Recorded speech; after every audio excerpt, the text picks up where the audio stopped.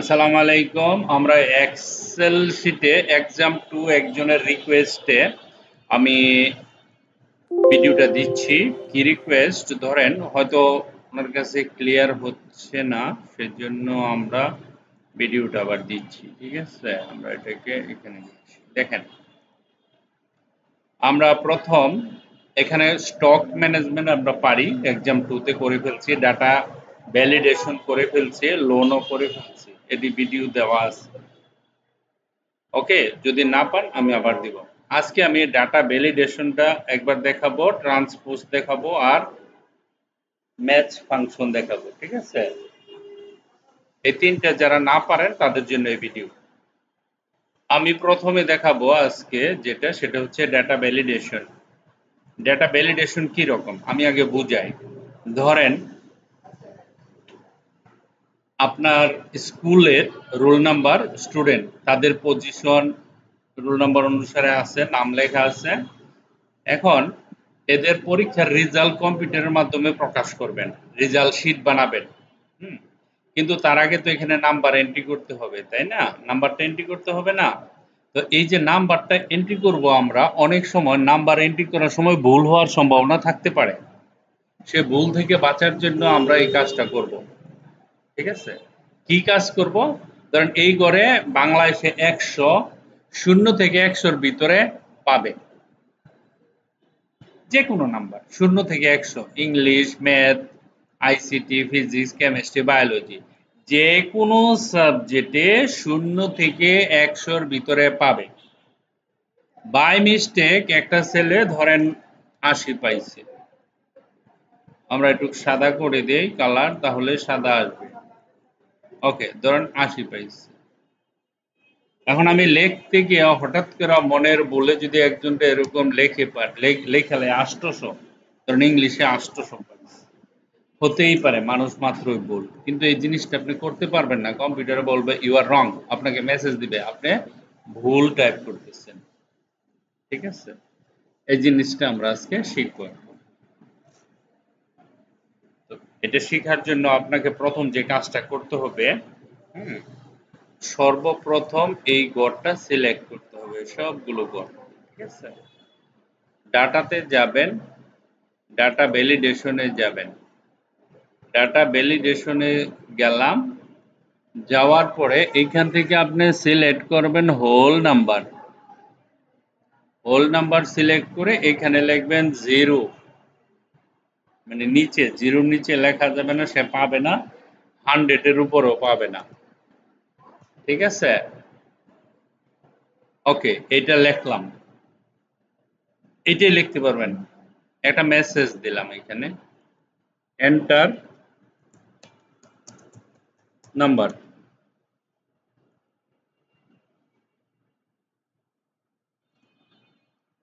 Only, only 0 to 100,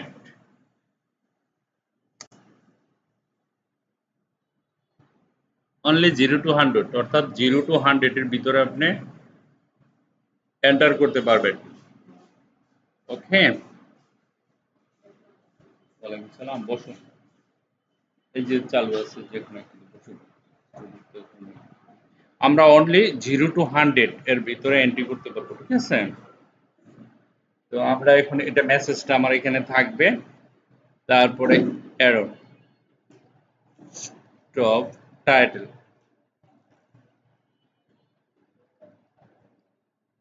wrong number, WRONG, wrong number, please enter only 0 to 100। ওকে, আমি এই সবগুলো complete করার পরে ওকে করে দিলাম। এখন আপনি নাম্বার এন্ট্রি করবেন। দেখেন এখানে লেখার সময় চোখে পড়বে অনলি 0 to 100, তার মানে কি আপনি নাম্বার দিলে 0 to 100 এর ভিতরে দিতে হবে। দিলাম, বেশ ভালো কথা, ট্যাব দিলাম, তারপর এন্ট্রি করলাম 70, ট্যাব দিলাম 90, সরি 70, ট্যাব দিলাম, তারপরে হলো 80, আবার ট্যাব দিলাম, তারপরে দিলাম 90, আবার ট্যাব দিলাম, ট্যাব দেওয়ার পরে লিখলাম ধরেন 50 লেখা মনের ভুলে একটা জিরো হয়ে গেছে। তারপরে আমি যখনই আমি ট্যাব দেব, দেখেন মনের ভুলে আমি 500 লিখে ফেলছি। তো এখানে বলতেছে প্লিজ এন্টার অনলি 0 to 100। তাহলে আমার তো ভুল হওয়ার সম্ভাবনা নাই, আমি তো লিখতেই পারবো না। 0 থেকে 100-র বাহিরে কোনো নাম্বারই দিতে পারবো না। তাহলে অনেক বড় একটা বোকার না এটা? এটাকে ক্যান্সেল করে দিতে হবে। ক্যান্সেল করে পুনরায় আপনাকে লিখতে হবে 10 0 দিলেন, ট্যাব দেন, ট্যাব দেওয়ার পরে এখানে আবার ধরেন নাম্বার দিলেন আপনি কত 90, ওকে ফাইন। আবার ভুল করে ফেলেন, এইখানে ভুল করে ধরেন লিখুন 40 লিখে 4001 লিখে ফেলেছেন। এন্টার দেন, বলতেছে প্লিজ এন্টার 0 to 10। এই যে ডাটা ভ্যালিডেশন করলাম, এতে করে আপনি অনেক ভুল থেকে বেঁচে যাবেন। আপনার অনেক কিছু ভুল মানে হবে না। আপনার মেসেজ এখানে দিয়ে রাখতে পারবেন। কারণ আমি কোনো গড়েই 0 থেকে 100 এর বাহিরে যেতে পারবো না। ঠিক আছে? ক্যান্সেল করে এখানে ঠিক করে দিতে হবে আমার। তারপরে ধরেন আপনি লিখলাম 90 সাপোজ, বা 95 দিলাম। It's okay, perfect. তারপরে এখানে আসলাম, এখানে আসার পরে এই যে এতটুকু যান, যাওয়ার পরে আমরা তো জানি হোমে যাওয়ার পরে অটো সামে ক্লিক করলে আমাদের টোটাল হয়ে যায়। দেখেন এখানে টোটাল চলে এসেছে, এন্টার। এখন আবার এন্টার করেন, এখানে ধরেন 70 tab, 71 tab, 65 tab, 80 tab, 70 tab, 34 tab, তারপরে 76 ট্যাব। ঠিক আছে? যখনই আপনি এন্টার করবেন, এই যে এখানে এন্টার করার পরে এই জায়গায় কিন্তু নাম্বারটা টোটালটা আসলো না। কেন আসলো না? কারণ আপনাকে এখানে প্লাস দিয়ে এই দেখেন এই কাজটাকে করে নিতে হবে এই পর্যন্ত। এখন যদি আমি এখানে কিছু লিখে দেখেন এখানে অটো আপডেট হবে।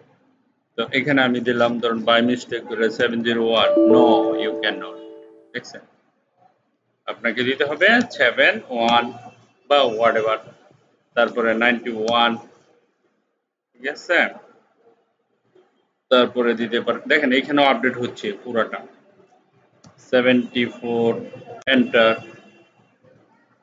তারপরে একজনে ফেল করে বসলো 23 এরকম দিলেন। তারপরে একজনে মনে করেন যে পাইলো 20 এন্টার, তারপরে 70 এন্টার, একজনে পাইলো 10 এন্টার, 70 এন্টার, 80 এন্টার। দেখেন একবারে টোটাল চলে আসছে। ঠিক আছে? এই যে পদ্ধতিটা, এই পদ্ধতিটাকে বলা হয় ডাটা ভ্যালিডেশন। এই যে এই ফর্মে, ওকে। তো করার পরে আপনারা করবেন সেভ, ডান। আসি হোমে। ডাটা ভ্যালিডেশন নিয়ে কনফিউশন থাকার কথা না, অনেকগুলো জিনিস দেখাইছে এটার ভিতরে, আপনারা পারবেন। ঠিক আছে? তারপরে হচ্ছে এমএফ। এমএফ হচ্ছে ম্যাচ ফাংশন। ম্যাচ ফাংশন, এখানে আসেন ম্যাচ ফাংশন। ধরেন এখানে আমি লিখলাম, ধরুন আমি লিখলাম MICHAEL, মাইকেল।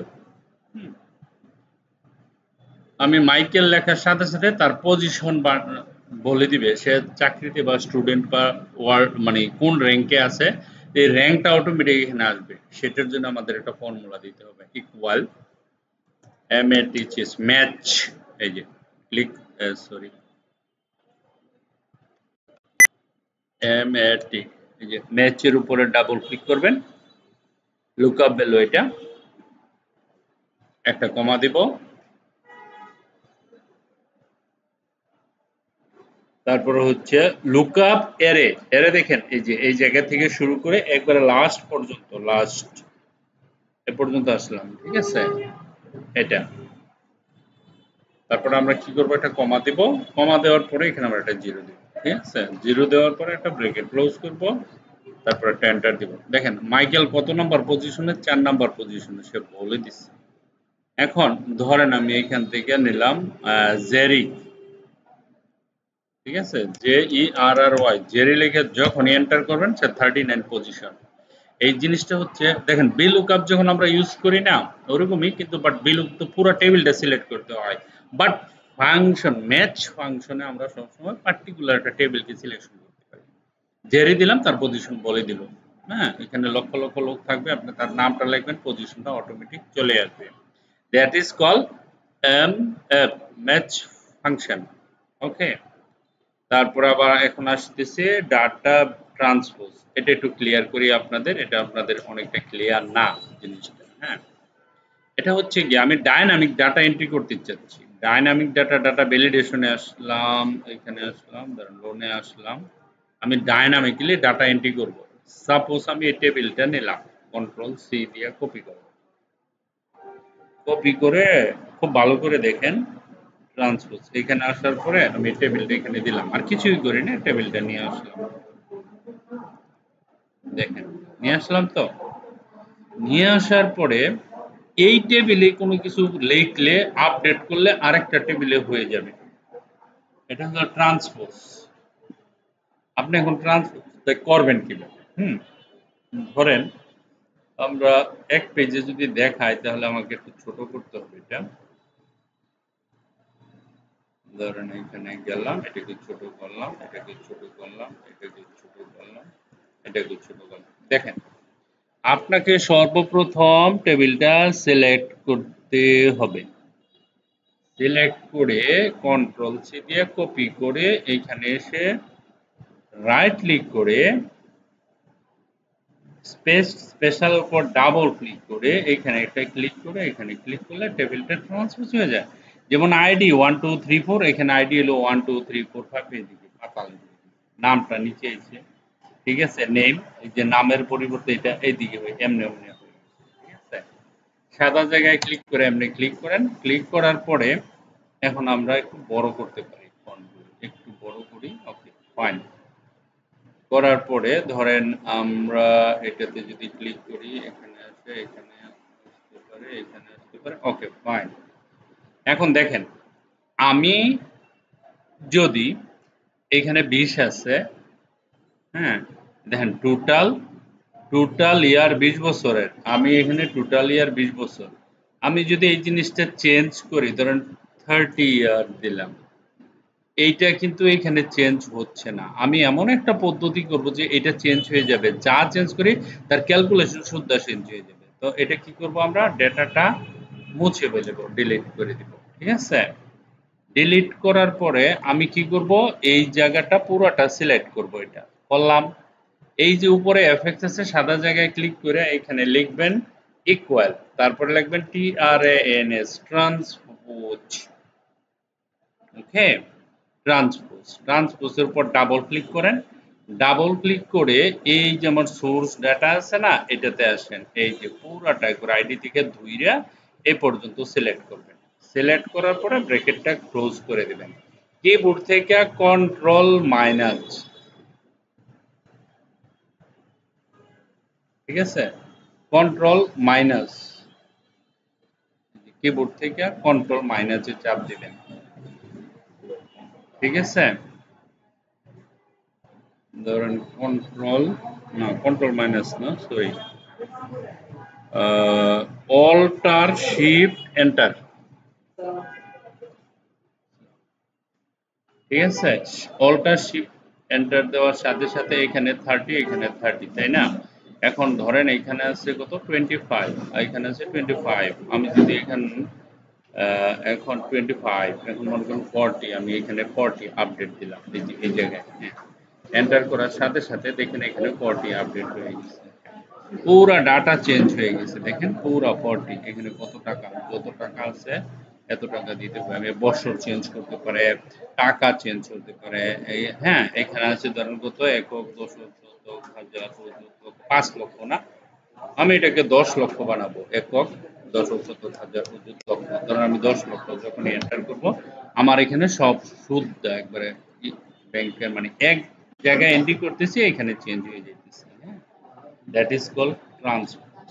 ওকে, আশা করি বুঝতে পারছেন। এখানে আর সবার সবগুলো কমপ্লিট হয়ে গেল। স্টক ম্যানেজমেন্ট আপনারা পারেন, ভিডিও দেওয়া আছে, ডাটা ভ্যালিডেশন ভিডিও দেওয়া আছে, লোনের ভিডিও দেওয়া আছে, data data validation, data form, তারপরে ট্রান্সপোজ, তারপরে সবগুলোর ভিডিও কমপ্লিট হয়ে গেছে। আশা করি পার্ট 2 নিয়ে আর কারো কোনো কনফিউশন থাকবে না। So thank you very much for watching this video. By.